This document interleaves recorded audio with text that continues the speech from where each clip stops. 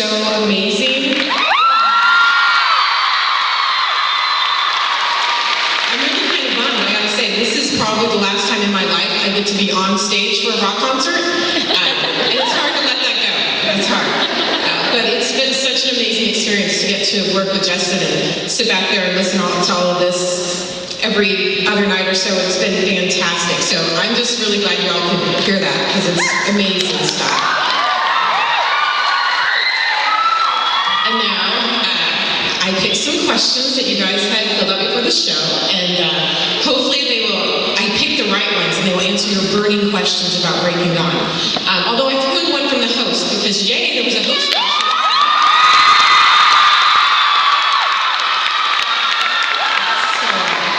Let's go ahead. Are you ready for question number 1? Let's do it. Besides Midnight Sun and continuing the host series, what else are you thinking of writing about? Okay, that one I actually didn't write. I've been starting out with a kind of overall question, because most of the questions are you going to follow Renesmee further into the future? Are you going to write something about Garrett? Alice and Jasper?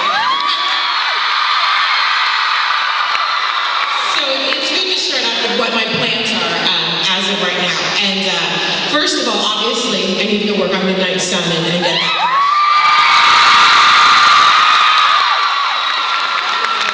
But before I get back to, vampires or even the host, which has kind of been calling to me lately, there's a lot of other characters that are just dying for their chance. It's kind of a funny place inside my head.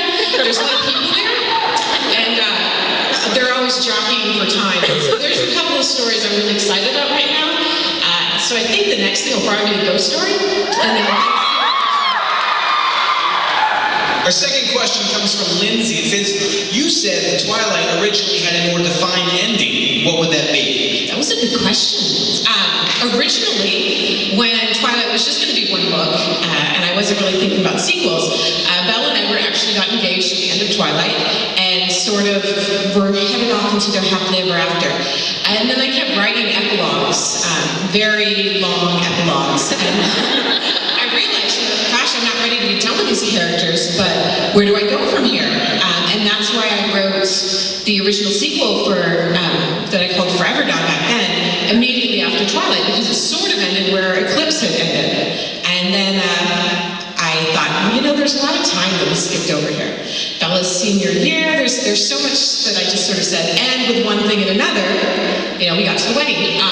So I went back and delved more deeply into high school, and I'm really glad I did, because I had a tremendous amount of fun writing New and Breaking Dawn. Eclipse. So that's where originally Twilight ended. We had a question from Rebecca. She asked if it's not too much trouble.